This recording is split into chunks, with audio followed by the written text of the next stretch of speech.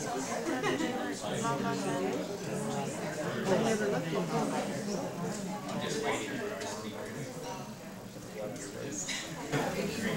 my name is Hugh Cross. I'm the chair of the program committee for the museum, and I'd like to welcome you this evening to this event sponsored by the Museum of Healthcare. Our speaker tonight is Dr. Gregory Baran, who, as you may have noticed, is sitting here. And I'll give you a few facts just to fill you in on his history of medicine. He did his undergrad at U of T, and pertinent to this lecture, his major was in neuroscience. Then he came to Queens and got his MD in '91. That's 1991. And I met him then. I think he vaguely used to sit on that side of the room. I couldn't remember if he was the one with the newspaper or whether that was one of the other students. But that was back in '88, '89, I suppose. So we have known each other for a long time. He did his internship in internal medicine at KGH, and then went into family medicine, and is a family physician here in Kingston since that time. He's extremely active in the Kingston medical community, but tonight we're going to hear about another of his interests, which is the history of medicine. And without giving away anything, I will turn you over to him. The title of his talk is Dr. David Shirres, Canada's first neurologist, I noticed with a question mark in his title, a story of paralysis, baldness, and what.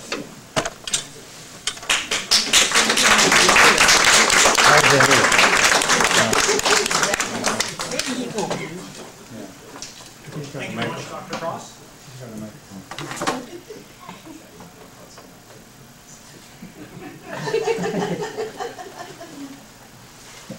There's going to be a little bit of medical terminology and anatomy in this lecture. I'll do my best to explain things along the way to make sure that everyone has a full understanding of what is being said and discussed. But if anyone has any questions or something that's not clear, please do not hesitate to ask along the way. I'd be happy to answer at that time. If anyone's heard my talks before, it always seems to involve an artifact, and this case is no different. And my story of Dr. David Alexander Shires begins after I purchased a pair of silver Georgian candlesticks from a silver dealer in Toronto. And after the fact of the purchase, I was shown something that might be of interest to me. And that was this item here. This is a silver wine ewer or claret jug. And it's very lovely and beautiful and wonderfully handcrafted, and I admired it, and I probably wouldn't have paid any more attention to it except when I was directed to an inscription on the side of it which states, presented to Dr. D.A. Shires on his marriage by the members of the staff of the Governor-General of Canada, 9th of July, 1894. Well, having an interest in history and medicine, that was just a match made in heaven. I probably purchased it just for that aspect alone, and thus began my interest in Dr. Shires and research on him. Dr. Shires was the son of James Shires and Jane Spencer. He was born on the 3rd of February, 1864 in Aberdeen, and was the 10th of 11 children for the couple. James's father was a clothier and operated James Shires and Company in 1841, which continued on until 1862, when he took over the family business from his brother William, in company with Webster and Mackenzie, and he was described as a wholesale warehouseman. James died in 1884 at the age of 63. That was when David was 20. He was described as a well-known citizen, much esteemed for his excellent qualities. On the Sunday previous to his death, he attended the Free West Church, on which he was an elder, Cottage Hill, and later dying of inflammation.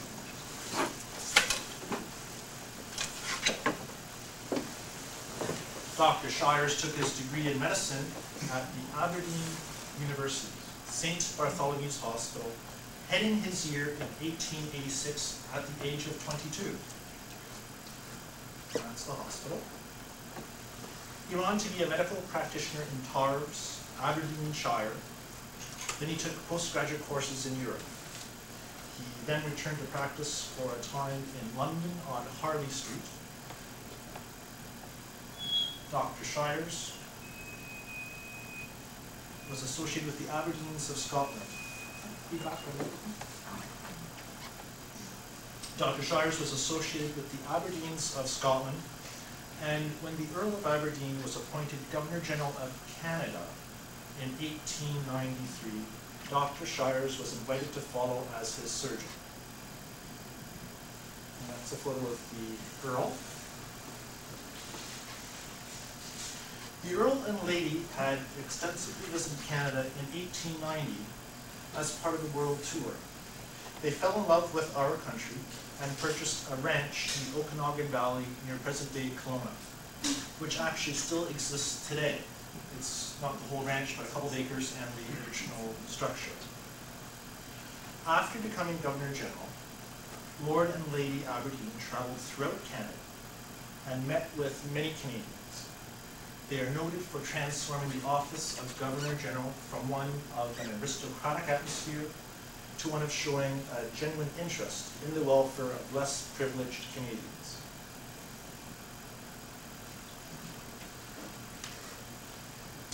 And this photo here is taken at Rideau Hall, and there is Lord Aberdeen there, and this gentleman here is Dr. Shires, and this photo was taken in 1894 in March, and is described as the Shires family.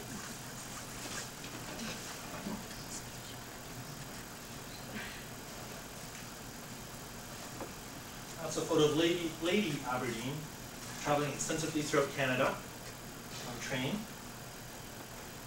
And no sooner did she come to Canada that she became involved with many activities. And she's noted for becoming a founding member of the National Council of Women of Canada. And shortly after that, she was the first woman in Canada to receive an honorary degree, and that was in law. And there she is there at the ceremony, and she's wearing the robes of Queen's University.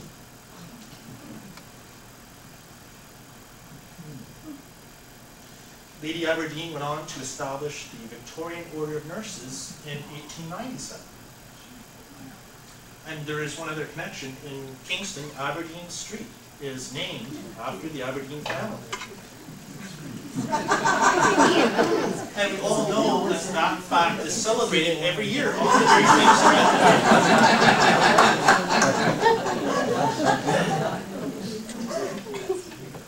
And truly, I think we could make an argument for Queens to sanction that event now.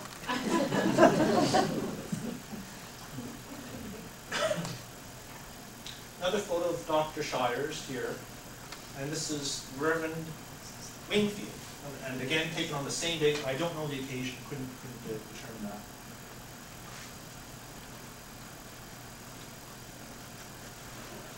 And there's a close-up. It's funny. When my wife first saw this photo, she thought I did some Photoshop and made resemblance to what it really is. So Dr. Shires went on to establish himself in Montreal in 1897, and he began a special study of nervous diseases. In 1902, he assumed the position of neurologist at the Montreal General Hospital. He had the responsibility of teaching undergraduates about the nervous system and to establish clinics. A friend and pupil, Dr. N. Viner, remembered Dr. Shires by saying, "Towards the close of the 19th century, there arose in England a strong group of neurologists with a special interest in research who left their mark on the neurological sciences to this day. With this group were his pupil, associate, or friend, Dr. Shires kept up a close contact to the time of his retirement. He was fired with enthusiasm for the study and treatment of nervous and mental diseases, and no sooner had he come to Montreal at the beginning of the century than he became associated with McGill University. And in connection with the Royal Victoria Hospital, he set up a small neurological laboratory for research. It was characteristic of the man that by 5 o'clock in the morning, he was usually there at work. Soon he was given a teaching position in neurology and probably became the first real specialist in that branch of medicine in the country, and even in the adjacent state. For soon after, he became professor of diseases of the nervous system, who taught 3rd and 4th year medical students from 1903 to 1911 at Burlington University in Vermont, traveling there twice a week to deliver his lectures and attend his clinics. However, his main teaching center was in the Montreal General Hospital, and where, to the end of his active career, he taught the local medical students and treated innumerable patients. He was a sturdy friend through all those years of the Verdun Protestant Hospital, for which he was the consulting neurologist, and where he did a considerable amount of research. Dr. Shires was McGill's first official appointment in neurology, and in 1904, and he continued on until his retirement in 1920. Dr. Shires was described as an exceedingly big, robust, active, and energetic man with a dynamic personality, and he had a cheerful outlook on life and on men. It was also amazing how well he could transmit his goodwill, cheer, and hopefulness into the most crestfallen patient or student.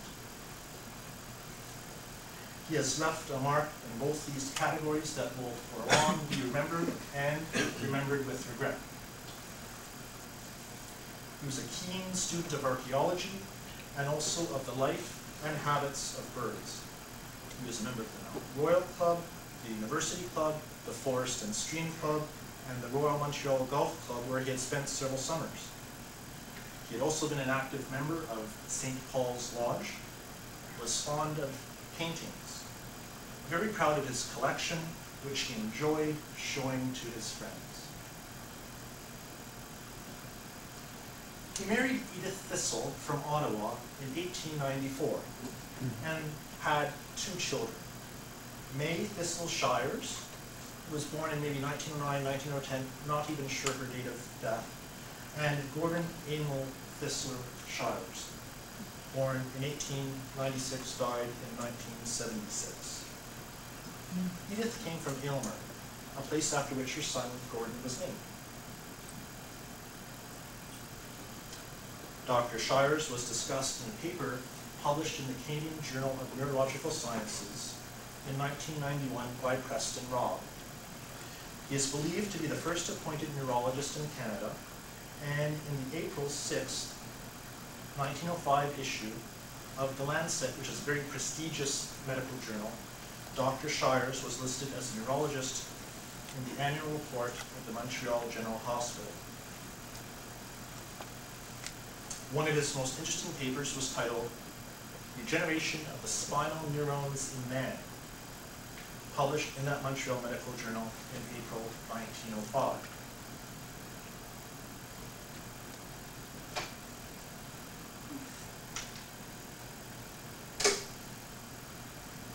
In the journal Brain Repair from 1997, there was an article published by the University of Buffalo titled A Search for the Right Answer, Fetal Tissue Research and Parkinson's Disease. And it cited the first scientific report on neural grafting trials in human patients was published in 1905 by Dr. Shires in this paper.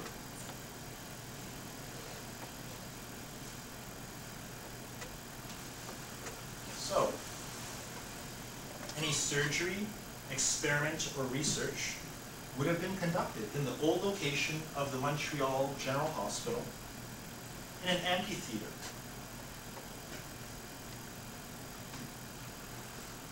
Open to the air for students and staff alike to observe from galleries rising above, overhead, without any partitions. And it would look something like that. I'd like to explore a summary of Dr. Shires' paper, and in his own words. Gentlemen, the subject I have to discuss today is the regeneration of the axons of the spinal neurons in man. Considerable doubt as to the possibility of regeneration taking place is widely expressed. Numerous experimenters have operated on dogs, monkeys, and other animals, but so far as I'm aware, except in the recent paper by James Collier in the journal Brain, where he states that immediate suture experiments upon the spinal cords of animals have shown that regeneration is possible, have failed to establish that regeneration takes place in the spinal axons, or nerves.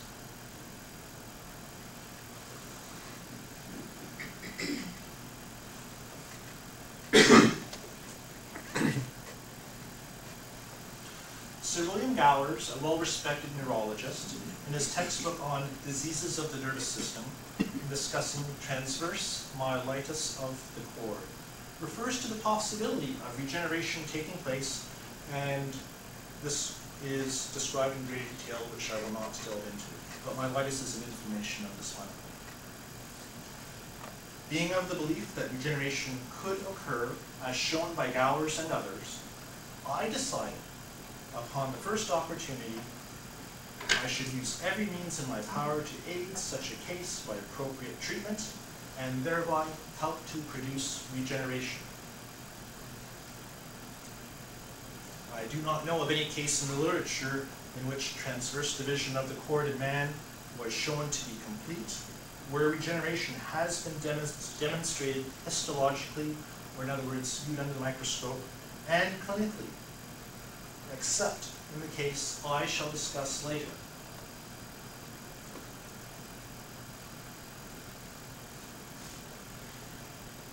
It has been shown by James Collier in cases of transverse division of the cord with a flaccid and sensory paralysis and loss of reflexes that with the use of electricity with needle electrodes placed into the muscles of nerves, after a time, sufficient tone is produced in those muscles.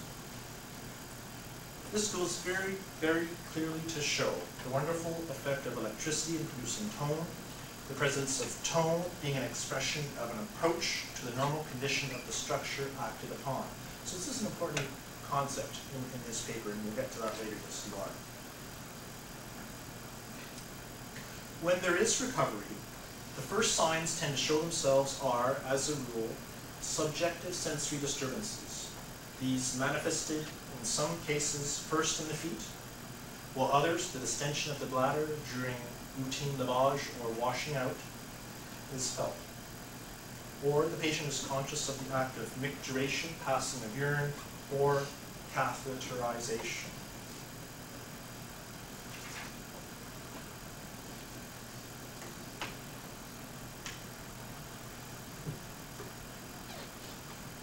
Owing to the kindness of Dr. G.E. Armstrong, the following case came under my observation.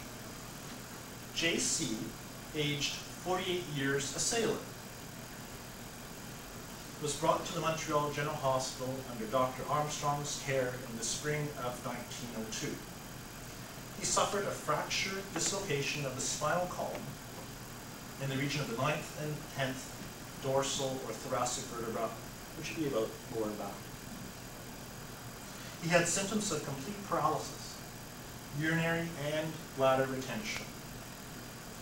24 hours after admittance, Dr. Armstrong cut down over the seat of the fracture and removed the lamina of the 9th and 10th dorsal vertebra.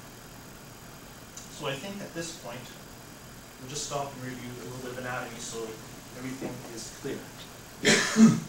So, also inadequate. This is the spinal column here, the vertebral bodies, and there are discs in between which allow them to bend. And this would be the front of the patient, this would be the back of the patient. And traversing down through the bony structure is the spinal cord shown here. So a fracture of the spinal column looks something like this, resulting in an injury to the spinal cord. And if we magnify that area, you see again the vertebral body here, and the lamina, or the bones coming off the sides, which are removed over here from the operation. And this is the spinal column here going through the spinal nerves coming off. And there are two connections, the anterior and posterior roots, which attach. And a magnification of that once again, spinal column, the anterior and posterior roots, the spinal nerve coming off. And then we have the thin covering which goes over top of the cord. That's called the pia arachnoid. And then over top of that is a thicker, heavier coating called the dura or dura mater.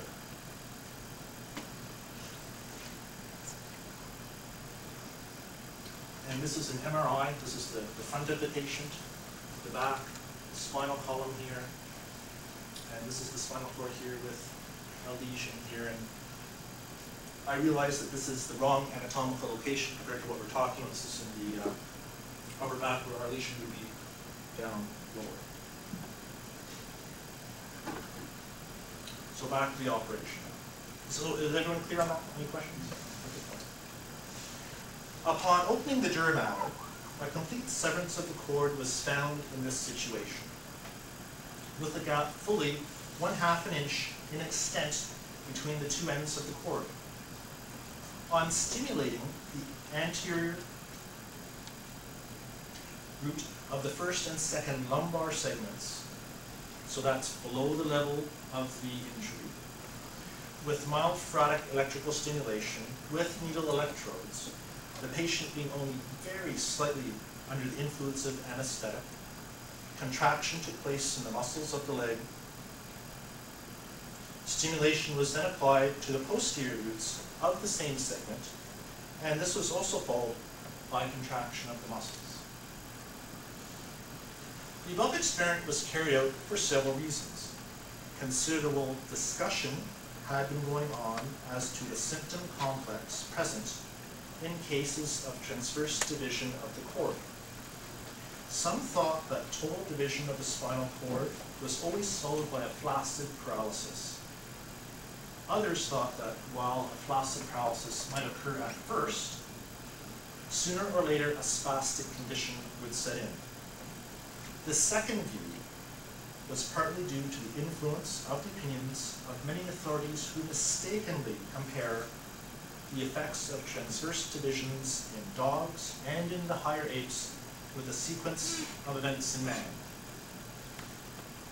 So what does that mean? The difference between flaccid and a spastic paralysis. So this is an example of a spastic paralysis. So the arm here, and a little bit in the foot, is turned in, but the arm here you can see clearly the hand is clenched, it's flexed, it's tense, increased tone in the limb. It doesn't move very easily. So that's a spastic paralysis.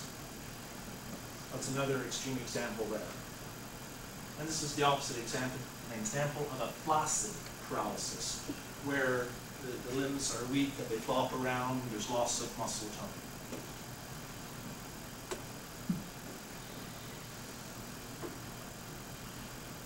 Physiologists frequently fail in impressing upon the mind of the student that the physiology of the nervous system in man and in the higher animals and even in the higher apes is not comparable. Here, in this case, I was able to establish the fact that the segments below the division were in a more or less healthy condition. Otherwise, I could not have been able to obtain contraction of the muscle to phoratic electrical stimulation. The separation of the cord being found out the operation as above stated, no hope of recovery was entertained. The patient was brought back to the ward and placed in bed. This case, I thought, was a very suitable one to observe whether or not a spastic condition would develop, and I obtained permission from Dr. Armstrong to carefully observe the patient from time to time and to carry out any method of treatment I could suggest. I held it advisable that energetic and frequent application of phoretic and galvanic electrical stimulation made to the extremities to keep the muscles in as healthy condition as possible.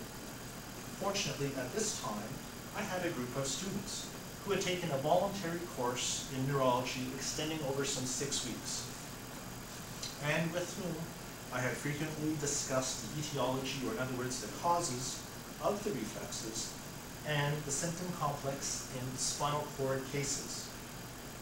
Very little inducement was necessary to obtain relays of students to help me in treating the patient in the hope of arriving at some definite conclusion as to what symptoms are present in a case of this description, where at the operation we had been able to demonstrate that the cord below the lesion was more or less healthy.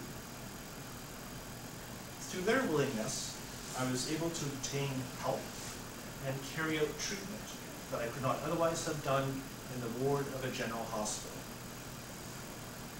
Fortunately, the patient was an interesting man.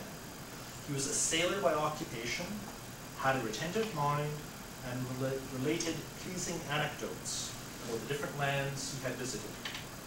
He was of genial disposition and had the ability of pleasing those who took part in his care. All of the above factors, although seemingly unimportant, had a great deal to do with the results obtained in this case. Weeks and months passed, but no return of the reflexes or alteration in his flaccid state of the limbs took place. By the treatment carried out, wonderful results were obtained inasmuch as singularly few trophic or wasting or vasomotor disturbances appeared in the extremities. Careful washing out of the bladder was attended to, and everything was done to keep the patient in as perfect condition as possible. No vestige of any sensory disturbance, subjective or objective, were at any time mentioned as occurring. At the end of 6 months, no alteration taking place, I felt justified in holding to Basting's opinion that total transverse division of the cord is followed by a permanent flaccid paralysis, sensory loss, and abolition of the reflexes. Here, then, by this means, for the first time on record, it was shown that the permanent loss of the knee jerk and the flaccid state are due to removal of the higher centers and not due to any concomitant injury to or consecutive structural change in the lumbosacral or lower segments. 11 months after the operation, and just about the time the work of Purvey, Stewart, and Valence was brought out, stimulating our interest in the regeneration of peripheral nerves, Dr. Armstrong wished to know whether I could suggest anything in the way of helping our patient. It had been shown that transplantation of peripheral nerves could be successfully carried out, and that even the intervention of foreign substances, such as catgut ligature, or similar material placed between the ends of a divided nerve, would help to establish regeneration.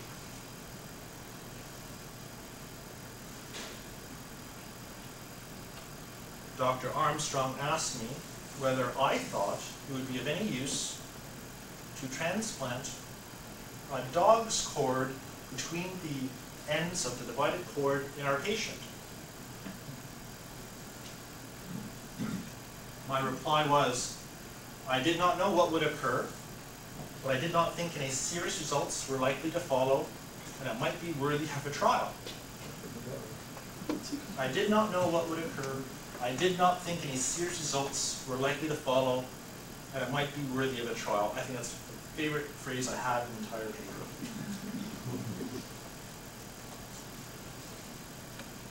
he decided to have the operation carried out.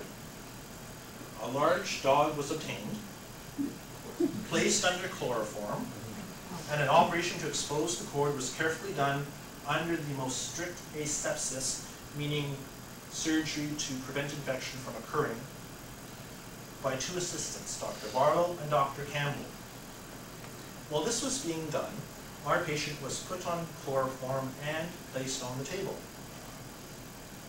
An incision was made over the seat of the old lesion, the dura mater open, and the cord exposed. At this time, we now found a separation now existed between the two ends of the cord over 1 1/2 inches in extent. With the mild phoratic current, the anterior and posterior roots of the lower segment of the cord were stimulated, and a faint response took place in the muscles. The dog's cord, to the extent of 3 inches, was laid alongside the upper and lower segments of the patient's. A few fine stitches united the pia arachnoid of one to the other, the dura mater was closed, the wound sutured, and the patient was brought back to the ward. He made a perfect recovery from the operation, the temperature on no occasion going over 100 degrees.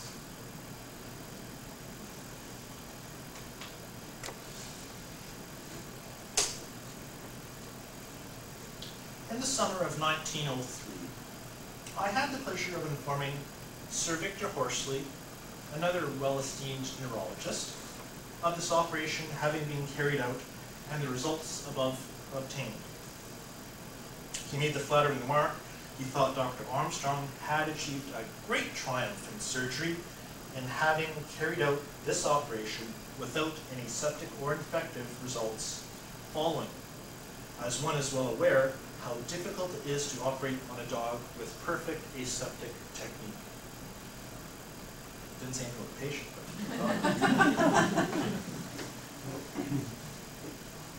but a month passed without any apparent change. Fortunately, I had another group of students who attended my voluntary Christmas vacation course. They don't make medical students like they used to.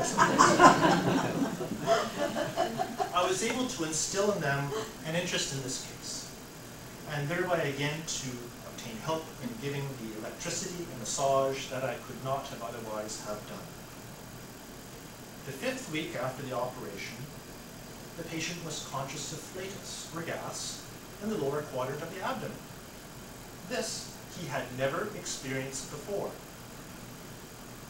6 days following this, he became conscious of the passage of the catheter, when routine lavage of the bladder was being carried out, and 10 days later, he was able to inform the orderly that his bowels were about to move, and he could tell when fecal matter passed the rectum. On this date, for the first time, he complained of subjective sensations of pins and needles in the right foot, and a week later, of the same symptoms in the left foot. 2 months after the operation, he vividly and with all assurance, subjective disturbances occurred in both feet extending up to the knees. The passage of the catheter and the evacuation of the bowels were much more clearly felt. At first, we were inclined to think this must be purely imagination, but when one heard the patient describe the condition with such exactitude, its coming and going, one began to think otherwise. Another reason for our coming to the belief that those feelings were real was that after the first operation, the patient had as much care as after the second, and his desire of hope and recovery was just as keen, if not more so, than after the second. Yet, he by never any means gave the suggestion that such symptoms as above described were at any time present. Little alteration, progress or otherwise, from the above was noted until about the 18th day after the operation, when it was detected for the first time that percussion of the pleximeter, or like a reflex hammer, upon the muscles of the flexor aspect of the leg and thigh produced a certain amount of tone, and that was noticed by contraction of the muscle. Neither at this time or at any time since the accident had voluntary movement or the return of objective sensory symptoms taken place. The reflexes, superficial and deep, were still absent 16 days after this. For some unaccountable reason, the temperature ran up to 103. The chest was normal. The bladder showed no symptoms of cystitis or infection. The urine was carefully examined by the house surgeon, but nothing found pointing to any kidney trouble. From that day, the patient began to lose his appetite and failed physically. Everything was done in the way of medicinal treatment, nourishing diet, etc., to keep up his general condition, but he slowly grew weaker and weaker, and finally died in the course of 40. At the post-mortem, a large abscess was found in the right kidney. This had probably been the cause of his death. Now, strange to say, as mentioned above, the urine was examined on 2 different occasions after the onset of the fever by the house doctor, but nothing pointing to any such disturbance was found. The spinal cord was carefully removed and placed in Mueller fluid to harden. 6 weeks later, I opened up the dura mater and found lying between the 2 ends of the cord, where the injury had occurred, a diffluent or mushy mass. Sections of the spinal cord were taken of the upper segment, and they revealed typical ascending degenerations. Sections below the lesion show definite degenerations in the crossed and direct pyramidal tracts. The dura, with its adherent substances, which lay between the ends of the cord after being stained by the Paul-Weigert method, showed a mass of minute myelin sheaths of nerve fibers, which you may see by looking through the microscope placed before you. These fibers can be seen lying closely adherent to the dura mater, and when traced upwards and downwards through the different sections, unite with the segments of the cord above and below, demonstrating the fact that regeneration of the spinal axons of the neurons had taken place, but to a limited extent. At the time of the operation, the dura mater between the 2 segments was perfectly clear of nerve fibers to the naked eye. I do not for a moment suggest that the dog's cord retained its vitality after it had been removed and placed inside the dural sheath. Nor would I like to suggest it was the dog's cord that started the regeneration. I only want to speak here of the following facts, which you will see demonstrated under the microscope: that the nerve fibers are present and they unite the 2 segments of the cord.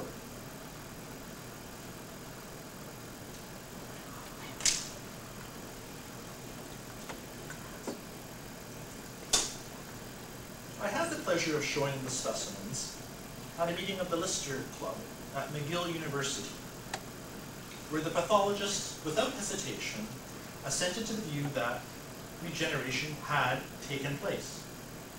The success in this case, I think, was largely due to the patient having been so assiduously or continually or constantly treated by electricity, the prevention of contractures, and the frequent movement and massage of the extremities.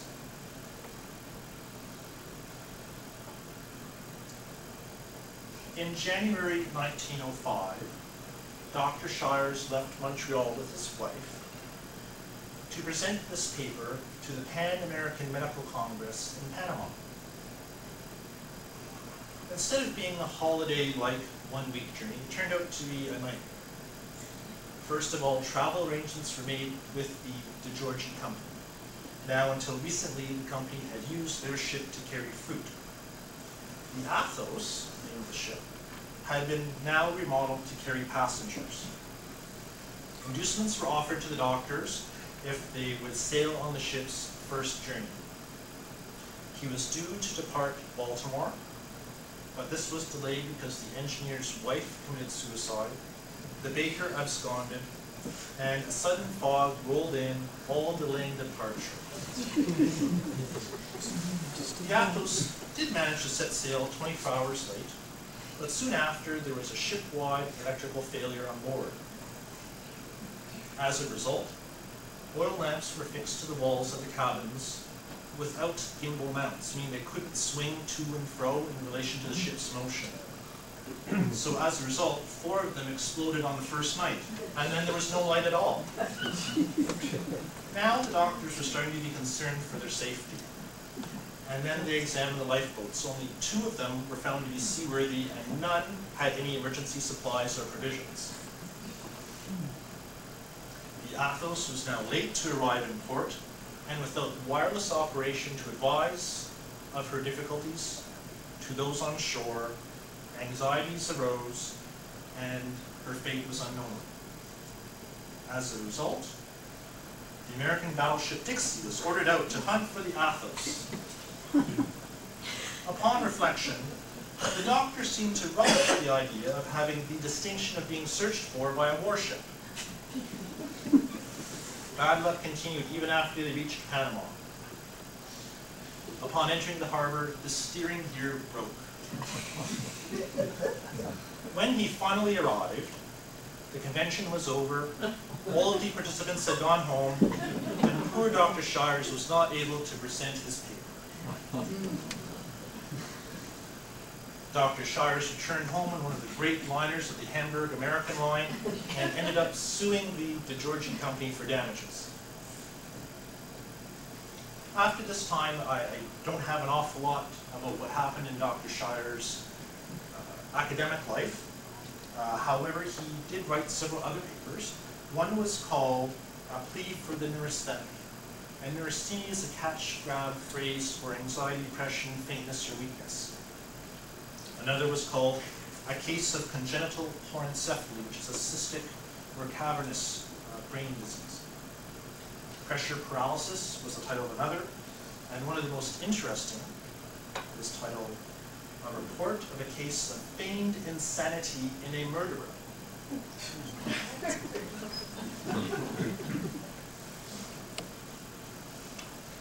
In the 1950 edition of the History of the Montreal General Hospital, written by Dr. McDermott, noted that Dr. Shires was the first appointment in neurology in 1904. He was a man of great energy, but did not keep up sufficiently abreast of developments, and he resigned in 1920 and was succeeded by Dr. McKay, who built up a fine record of work until his death in 1945.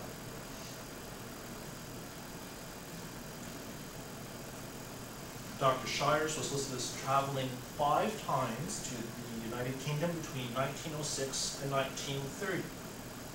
His wife, Edith, only traveled with him once in 1906.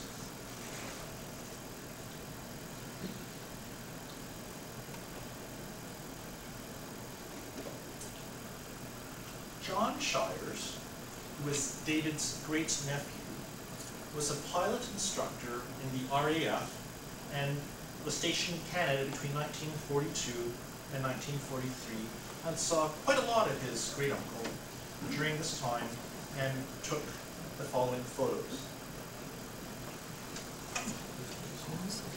So it's believed that this was taken in 1942, 1943.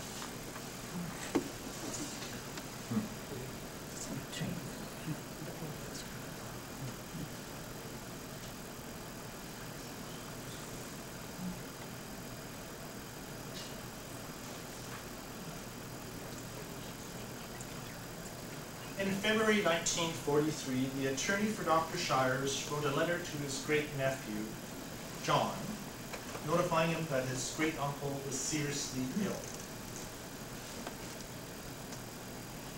The physicians attending him state he has suffered a stroke, is mentally confused, and has a partial paralysis on his right side. His condition may improve, but this is uncertain. As you probably know, Dr. Shires is estranged from his wife and children, but is being cared for by Mrs. A.D. Adamson and her daughter Jane, who are joint attorneys for this company for the management of his financial affairs during his illness. Dr. Shires' mind is not clear at all times, but the president of this company called on him Sunday, the 14th instant, and found that he understood everything, and that he said he was able to express himself logically, although incompletely. He lives in great comfort in a handsome apartment house in the Sherbrooke apartment house, in one of the best districts in the city, and he told him that everything possible was being done for him. His condition is so serious, we feel, that we should be prepared for the worst, and it would seem unlikely he can completely recover his health.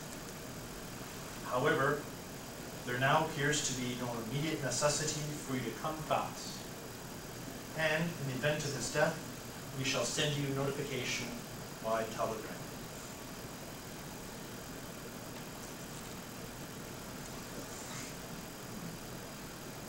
So it's thought that this is Mrs. Adamson and that is Jane, and the other photos that preceded this were probably Jane and one of her friends.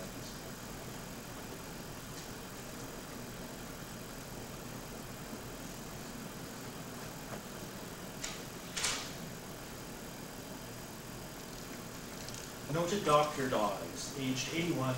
Dr. Shires was a pioneer in the field.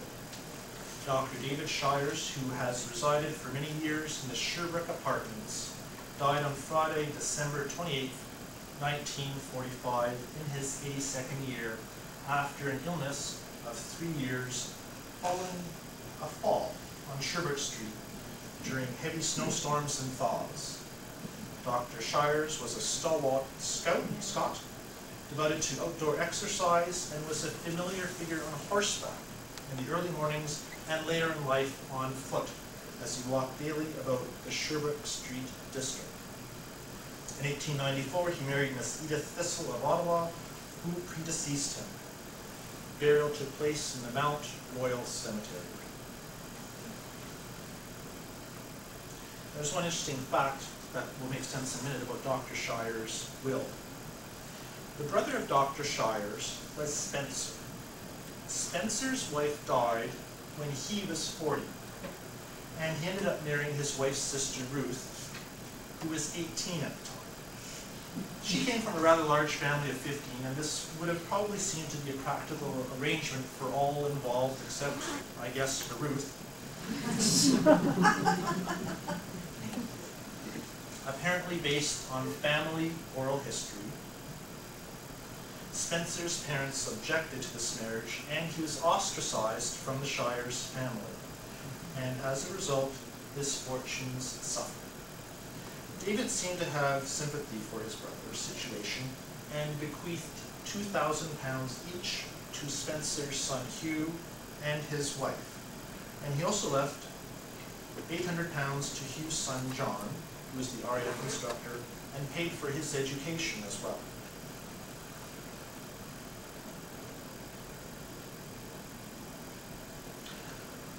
Two years after Dr. Shires' death, another newspaper article appeared. Dr. Shires, who died 2 years ago in this city, was a great lover of children and of humanity in general. And it is with the deepest respect and in recognition of the wonderful work he did for so many, both as a neurologist and friend, I wish to offer this tribute to him. I'm enclosing a check for $500 towards your appeal, and ask that you list the same as in memory of the late Dr. A. Shires, leaving my name anonymous entirely, sent in a letter accompanying the check. The Canadian Appeal for Children was seeking to raise $10,000 to help the world's starving children.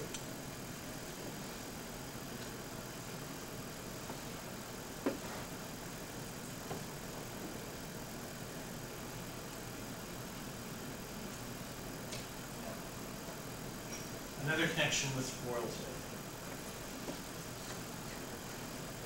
On February 28, 1986, 3 days after Ferdinand Marcos was toppled by the revolution in the Philippines, the new president, Corazon Aquino, mandated that all ill-gotten wealth accumulated by the former Marcos president and his family be recovered.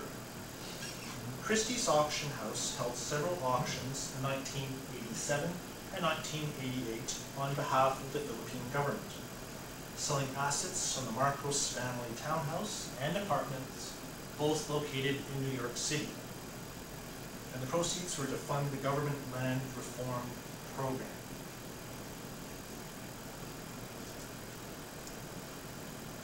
The last sale was held in New York City. It was called Magnificent Silver, and was held on January 10th, 1991. And a special note is lot 17 over here, which is described as a George IV silver ewer, manufactured in London, 1829, made by the Baran brothers. And it is identical to the one here that was presented to Dr. Shires, minus the inscription. And for those of you wondering what estimates, unfortunately it's cut off at the bottom, but inscriptions on silver tend to devalue the piece. However, in this case, you can be your own judge whether an inscription of this nature would have that effect or not.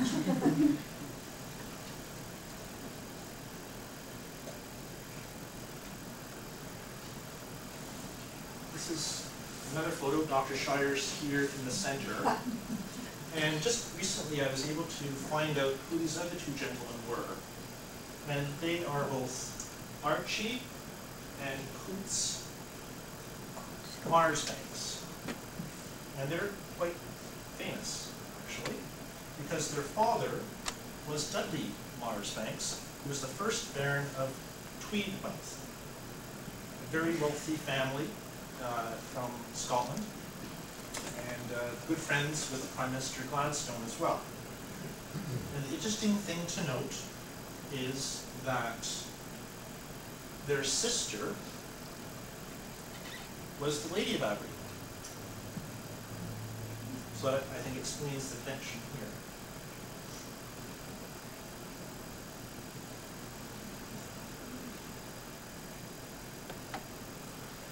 Now, two other things come out of this. One is, on researching these characters here, it seems that the father, Dudley, was kind of uncertain what to do with them. They were wealthy and didn't have a career or a job, so he thought he'd ship them off to America. He bought them ranches, one in Texas and one in North Dakota, thousands of acres with cattle, and they both failed miserably. So the Lady of Aberdeen took pity on her brother's fate. And actually the ranch that was purchased in the Okanagan Valley was for Archie to run.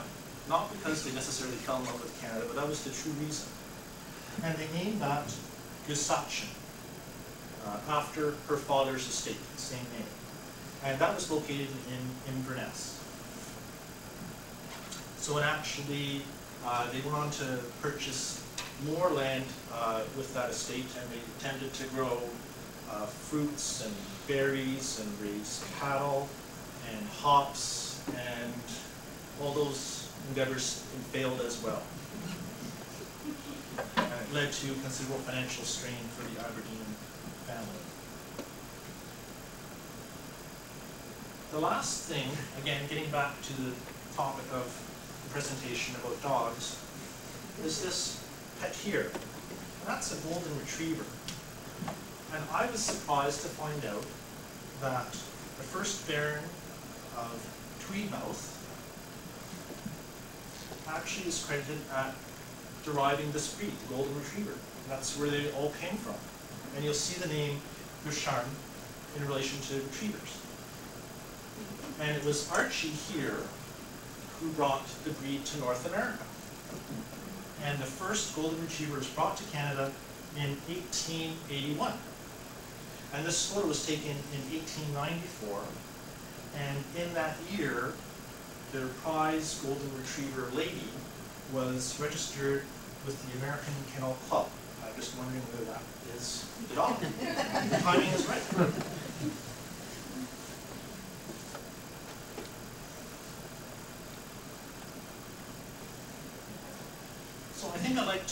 close with some comments and thoughts about Dr. Shires, his life, and his research. First of all, I do not know how Dr. Shires became associated with the Earl and Lady of Aberdeen. It seems that he most certainly came from a wealthy family, and that could very well explain the association. And interestingly enough, Prime Minister Gladstone of England was the person who made the appointments for Governor General of Canada at that time, and with him being good friends with the Marsbanks family, it seems that connection led to the appointment to become Governor General of Canada. The Earl's appointment as Governor General of Canada ended in 1898. Now, Dr. Shires became established as a neurologist in Montreal in 1897. So I'm left wondering whether his position as Surgeon to the Governor General ended prematurely, or there was some friction between himself and Lady Aberdeen about her establishment of the Victorian Order of Nurses. Now, Dr. Shires, as we have heard, clearly did not believe in comparative physiology between man and the higher animals and apes, but he still transplanted a dog's spinal cord in his procedure. Piecing together all the times from Dr. Shires' paper, the best one can think and deduce is the patient actually lived for about 3 months after the transplant. Now, it's surprising to me he actually made it that long. And I think the abscess in the kidney does not seem to be directly related to the graft. The role of medical students in the outcome of his experiments seemed to be key in the study. Now, with the lesion the patient had, one would expect that he should have ended up having a spastic paralysis within about a year of the initial injury, which did not seem to occur for some unknown reason. There are no known cases of regeneration of any kind occurring in the spinal cord after such a comparable insult. It's possible the patient might have had sensation of bowel and bladder function all along, but only made the association between those symptoms and what was happening after the time of the transplant. Remember, JC was described as very eager to please, and I'm left wondering whether all of his reported sensations could have been a placebo effect.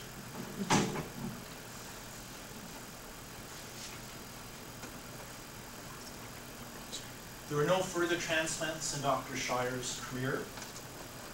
He did comment on other cases of paralysis that came under his care and observation through the years, and they all did not have any significant recovery, and he blamed that on failure of the application of electricity early on in the course of the treatment. There was one case that he did describe of a fracture dislocation of the 11th and 12th thoracic spine, with the very lower back. But it's not clear from the description whether it is a complete separation of cord or just an injury to the cord. And after 6 months of continuous treatment with electricity, a year later that patient made almost a full recovery. I am not sure whether Dr. Shires actually resigned or he retired. Dr. Shires clearly was both a neurologist, a neuropathologist, and I guess even a psychiatrist. And finally, it's not known how Dr. Shires became estranged from his family, especially when the newspaper article described him as a lover of children. Perhaps it was the Athos calamity that played a part.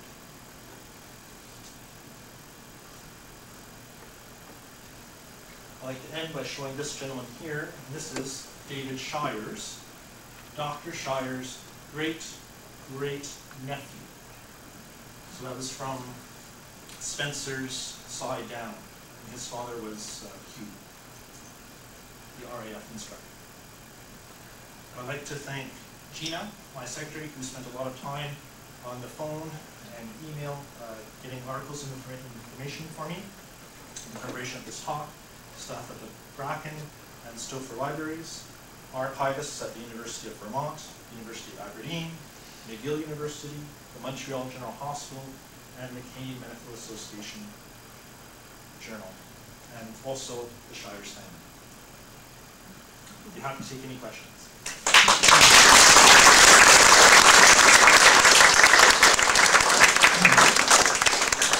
Absolutely fascinating. So we're open for questions.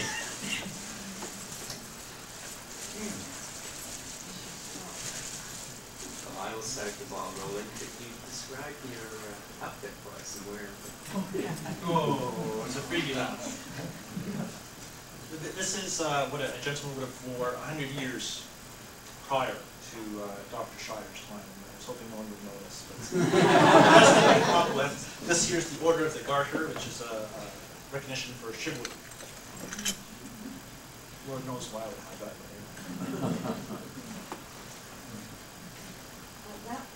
That was fabulous. Really, really interesting. I'm curious about the sources you used. You thanked all the archives and you thanked the family. The detail that you had on this unhappy adventure on the Atlas ship. Where did you get that? That was amazing. That was, I can have the actual article here, but it was dug up after research for Dr. Shires from Bracken, archivist.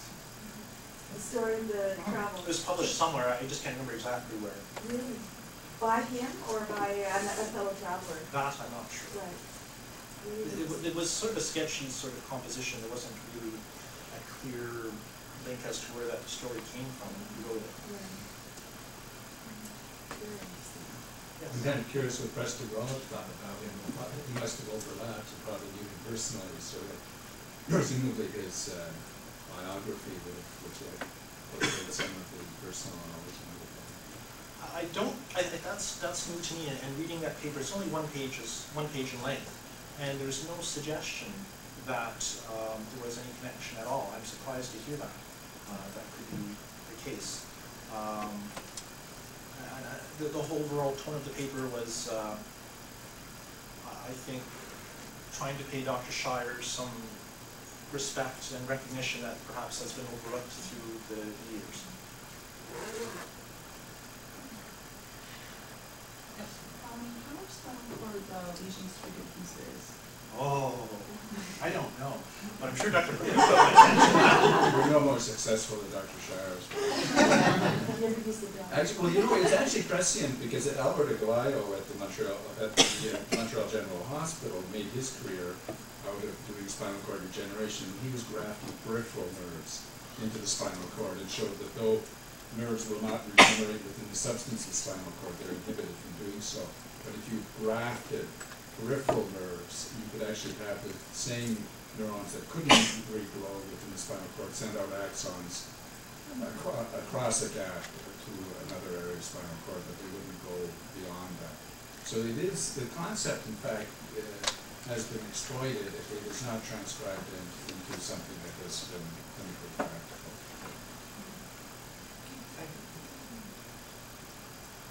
I was wondering, when you have a vertebrae removed, the length of the spinal cord must be affected. What happens? Being a family physician, that's a little of my area of expertise. I'm so That glad. to me it's only a portion, removal of a portion of the spinal of the vertebrae and doesn't alter the length of the body.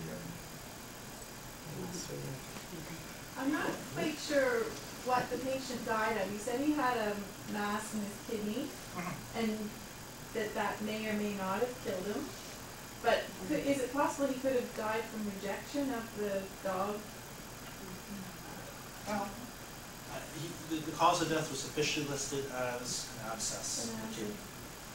But if the abscess was contained, wouldn't it have had to burst? I'm not a doctor, in order to kill him. Those, well, they could spread through the system as well. Be a focus for infection and overcomes the body. The detail that I described, there's nothing lacking. I was quoting word for word for a lot of those sections, and so those are good questions. I was wondering about those things myself, but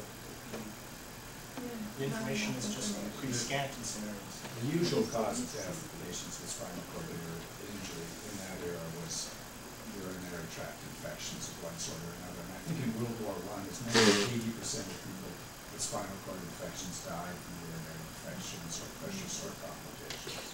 And it was only by World War II and the Korean War that the mortality rate started to decline. So it's been remarkable that the patient lived as long as he did, and it's also interesting the measures that they recognized that urinary problems were important, that the avoidance of pressure sores were so important, and actually had successful measures to help them, because these really weren't fully recognized or adopted until 50 years later.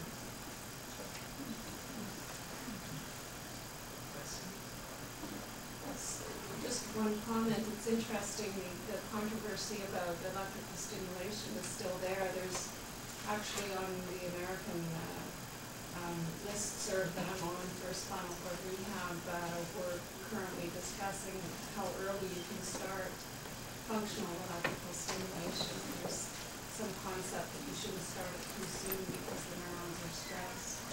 So it's interesting that 110 years later we're still dealing with similar issues. Just as a comment, I was fascinated by, I think, your fifth slide, the one that had the letters to the editor, and the obituary on this side. Was it? Yes, totally. The letter on this side was addressing the problem of poor ventilation at medical lectures. Nothing changed. Well, I'd like to thank you very, very much for a fascinating talk, and it was just great, very, very interesting. Thank you.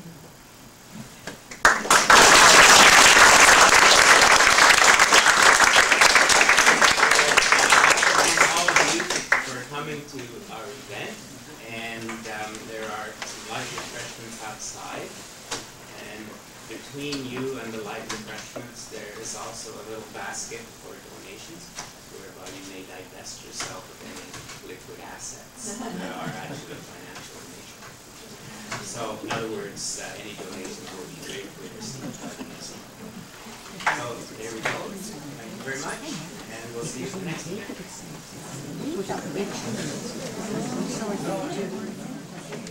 Yeah, really well. We came in just after the next